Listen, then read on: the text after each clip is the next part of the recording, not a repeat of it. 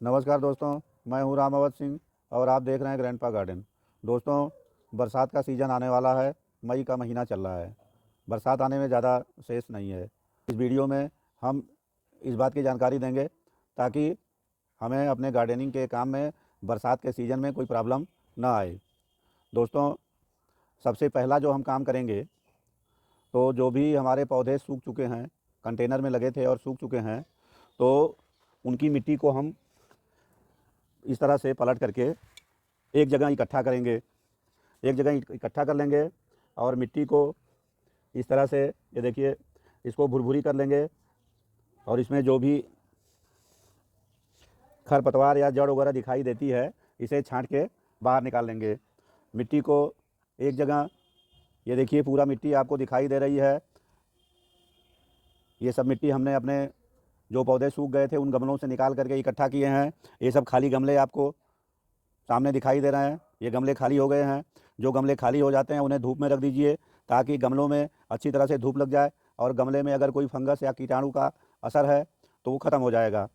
मिट्टी को 4-5 दिन धूप में अच्छी तरह से सुखा लेंगे, लेकिन सुखाते समय एक बात का ध्यान रखना है कि इसकी लेयर थोड़ा मोटी बनानी है।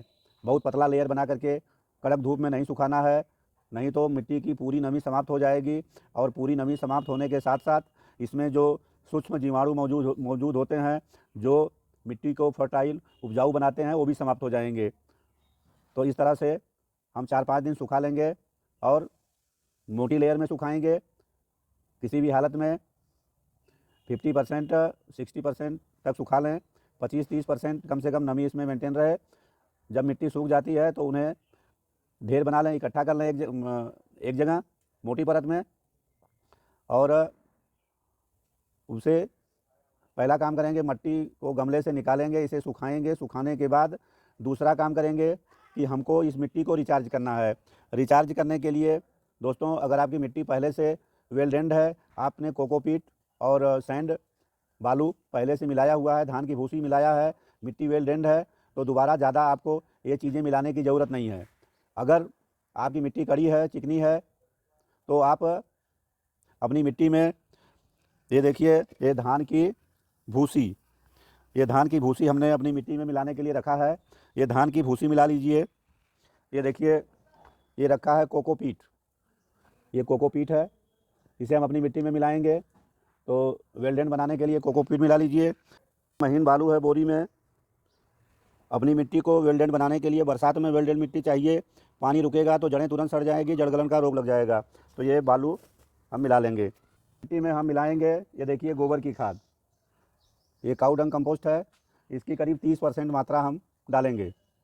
तो इस तरह से आपको अपनी मिट्टी तैयार कर लेना है। मिट्टी तैयार करने का वीडियो यूट्यूब में मेरा मौजूद है, इसका लिंक दे देंगे, आप पूरी विधि देख सकते हैं। दोस्तों, आपसे एक निवेदन है, अगर अब तक आपने मेरे चैनल ग्रैंडपा गार्डन को सब्सक्राइब नहीं किया है तो कृपा करके सब्सक्राइब कर दीजिए। वीडियो को अंत तक देखिए। अगर आपको वीडियो अच्छा लगे तो लाइक और शेयर ज़रूर करिएगा और बेल आइकन को, घंटा को कृपा करके दबा दीजिए ताकि किसी भी नए वीडियो का नोटिफिकेशन आपको तुरंत मिल जाए। इस तरह के वीडियो गार्डनिंग से संबंधित और एग्रीकल्चर से संबंधित अपलोड करता रहता हूँ। किसी तरह का कंपोस्ट तैयार किया है और वह कंटेनर में पड़ा हुआ है, कंपोस्ट तैयार हो गया है, तो उस कंपोस्ट खाद को अपने कंटेनर से बाहर निकाल लीजिए। उस पार्ट से बाहर निकाल लीजिए जहाँ पे आपने कंपोस्ट तैयार किया। ये देखिए, हमने ये कंपोस्ट खाद तैयार किया है और इसे हमने बाहर निकाल के रख लिया। और जो मेरा 40-50 किलोग्राम खाद बनाने की क्षमता का सीमेंट का टैंक बनाए हैं, उसमें मैं फिर नया मटेरियल भरना चालू कर दिया हूँ। दोस्तों, इस समय कंपोजिंग की प्रक्रिया गर्मी के दिन में बहुत तेज़ी से होती है। मौसम गर्म है, खाद जल्दी बन जाती है। तो आप तैयार खाद को बाहर निकाल लीजिए और उसमें नया फर्टिलाइज़र बनाने की प्रक्रिया चालू कर दीजिए। किचन वेस्टेज, गार्डन के वेस्टेज जो भी आपके निकलते हैं, आप अपनी कंपोस्ट बिन में डालना शुरू कर दीजिए। दोस्तों, जो मिट्टी को आप रिचार्ज कर लिए हैं, गोबर की खाद और अन्य सामान मिट्टी को हल्का करने के लिए मिला के तैयार कर लिए हैं, तो उसे सुखा करके किसी बोरे में या किसी कंटेनर में भर के किसी शेड वाले स्थान पर रख दीजिए ताकि बरसात होने पे आपकी मिट्टी गीला ना हो। कीजिए उस समय आप ज़रूरत के हिसाब से नीम खली, सरसों की खली और भी जो भी आप माइक्रो न्यूट्रिएंट्स डालना चाहते हैं पौधा लगाते समय आप गमले में डाल दीजिए। तो आपको अगला काम ये करना है कि आपके गार्डन में तमाम सूखे पत्ते पड़े रहते हैं, तो सूखे पत्तों को कलेक्ट करिए। ये देखिए हमने सूखे पत्तों को गार्डन से कलेक्ट किया है और कलेक्ट करने के बाद इसमें जो टहनियों के टुकड़े हों और खरपतवार टाइप के हों तो उन्हें छांट करके आप बाहर निकाल लीजिए। ये देखिए पीछे ये मैं इसमें से बड़े बड़े पीस को छांट के बाहर निकाल लिया हूँ। यह भी आपके काम में आएंगे। लौकी का पौधा है, नेनुआ का पौधा है, तो जो हम मिट्टी में लगाते हैं तो इनको उनके लता के नीचे इनको लगा देंगे तो वे मिट्टी के संपर्क में नहीं आएंगे और उससे फंगस नहीं लगेगा। तो यह भी हमारे काम में आता है। जो सूखे पत्ते हैं तो सूखे पत्तों को आप थोड़ा महीन करके मिट्टी को वेल्डेंट बनाने में इस्तेमाल कर सकते हैं और इन्हें आप ज़रूरत के हिसाब से कंपोस्ट बिन में डाल सकते हैं। आप पत्तों की भी खाद बना सकते हैं। इन्हें आप रख देंगे तो बड़े कंटेनर, बड़े गमले भरने के लिए आपको बरसात के दिन में काम में आएंगे। ज़रूरत पड़ने पे इन पत्तों से आप अपने गमलों की मल्चिंग कर सकते हैं। मल्चिंग करने से आपके गमले में बराबर नमी बरकरार रहती है, जल्दी नमी नहीं सूखती है। तो दोस्तों इस तरह से ये सूखे पत्ते पूरे साल आपके काम आएंगे। तो ये देखिए मेरे सामने जो सूखे पत्ते रखे हैं इसे मैं किसी बोरे में स्टोर करके रख लूँगा और ये आगे मेरे काम में आएंगे। ज़रूरत के हिसाब से कंपोस्ट बिन में हमने सूखे पत्ते भर लिया है, तो कंपोस्ट बिन में अभी हमको पत्तों को डालने की आवश्यकता नहीं है।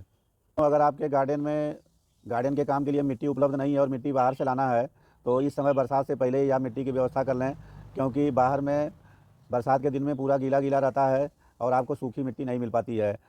तो बरसात में कोई पौधा लगाना होगा उस समय यदि आप मिट्टी ढूंढेंगे तो आपको सूखी मिट्टी नहीं मिल पाएगी, इसलिए मिट्टी की व्यवस्था इसी समय कर लें। दोस्तों अगला काम, अगर आपके पास गार्डन के काम के लिए कंपोस्ट खाद उपलब्ध नहीं है, काऊ डंग कंपोस्ट उपलब्ध नहीं है, तो आप अपने आसपास में किसी भी पशुपालक के पास जाइए और उनसे कह करके 2-4 बोरे जितना भी खाद की ज़रूरत है इस समय खाद लेके रख लीजिए, क्योंकि बरसात होने पे गोबर के उपले नहीं बनते हैं और लोग उसी सड़ी खाद के ऊपर ही गोबर डालना शुरू कर देते हैं। तो आपको फिर पूरी बरसात अक्टूबर तक गोबर की खाद उपलब्ध नहीं हो पाएगी। तो आप इसी समय, ये प्रॉपर समय है, आप गोबर की खाद ला करके घर में अपनी ज़रूरत के हिसाब से रख लीजिए। दोस्तों अगला काम क्या करना है, अगर आपके यहाँ गोबर की खाद उपलब्ध नहीं है और आपको वर्मी कंपोस्ट मार्केट से ख़रीदना है तो आपको इस समय उच्च क्वालिटी की बढ़िया वर्मी कंपोस्ट खाद मिल जाएगी, क्योंकि बरसात के दिन में वर्मी कंपोस्ट खाद का प्रोडक्शन कम होता है और जो भी बनती है वो भी गीली गीली होती है, साफ़ सुथरी खाद तैयार नहीं हो पाती है और मार्केट में भी अच्छी खाद उपलब्ध नहीं होती है। अगर वर्मी कंपोस्ट लेना है तो वर्मी कंपोस्ट भी आप इस समय लेके अपने पास रख लीजिए। आपको जो अगला काम करना है, तो कुछ पौधे थोड़ा साइज़ में लंबे होते हैं, बड़े होते हैं और बरसात का पानी लेकर के उनकी जड़ें ढीली हो जाती हैं और पौधे के गिर जाने का डर रहता है, गिर सकते हैं, ख़राब हो सकते हैं, टूट सकते हैं। तो आप पहले से देख लें कि आपको किन पौधों को सपोर्ट देने की ज़रूरत है, तो उन्हें किसी लकड़ी से, बाँस से, जिस तरह के पौधे हैं वैसा सपोर्ट दे दें। देखिए मेरा आम का पौधा है, इसे गिरने का अंदेशा था, इसलिए देखिए ये बाँस का डंडा लगा करके हमने किस तरह से सपोर्ट दिया है ताकि पौधा सीधा खड़ा रहे और बरसात में भी न गिरे। दोस्तों हमें अगला काम जो करना है, बरसात से पहले मई महीने में ही अपने सारे गमलों का ड्रेनेज होल चेक कर लेना है। ड्रेनेज होल चेक करने का तरीका यह है कि अपने गमले में हम पानी डालेंगे और पानी डालने पे अगर गमले के ड्रेनेज होल से पानी बाहर निकलता है, दिखाई देता है, इसका मतलब कि ड्रेनेज होल सही है। अगर गमले में पानी रुके और ज़्यादा पानी डालने पर भी ड्रेनेज होल से पानी बाहर ना निकले तो गमले को उल्टा करके और किसी टूल्स की मदद से उसके छेद को मिट्टी हटा करके चालू कर दीजिए। तो दोस्तों इस तरह से ये हमने बरसात से पहले किए जाने वाले कुछ जो ज़रूरी काम हैं, इन्हें आप अगर इस मई महीने में बरसात से पहले कर लेंगे तो आपको बरसात के दिनों में सहूलियत रहेगी। दोस्तों एक काम बताना हम भूल गए, इस समय आप अगर आपके किसी पौधे में, जैसे देखिए मेरा नींबू का पौधा है और कहीं अगर ये देखिए फ्रूटिंग नींबू का देख सकते हैं आप, कितना बढ़िया फ्रूटिंग है। तो इसमें अगर कहीं इस तरह के पौधों में जो झाड़ीदार होते हैं कहीं ज़्यादा ग्रोथ दिखाई देती है, एक्स्ट्रा ग्रोथ है, तो उन्हें आप काट के कम कर दीजिए, क्योंकि अगर अभी से आप प्रूनिंग कर देंगे तो बरसात आते ही इनमें बहुत तेज़ी से ग्रोथ शुरू हो जाएगी और नई ग्रोथ में नए फल और नए फूल बहुत अच्छे बनते हैं। तो दोस्तों इस तरह से बरसात से पहले क्या काम करें। यह मेरा वीडियो यहीं समाप्त होता है। अंत में एक बार आपसे फिर निवेदन करते हैं कि अगर आपने अब तक मेरे चैनल ग्रैंडपा गार्डन को सब्सक्राइब नहीं किया है तो कृपा करके सब्सक्राइब कर दीजिए। अगर वीडियो अच्छा लगा हो तो वीडियो को लाइक करिए, शेयर करिए। बहुत बहुत धन्यवाद। जय हिंद। फिर आगे किसी वीडियो में आपसे मुलाकात होगी।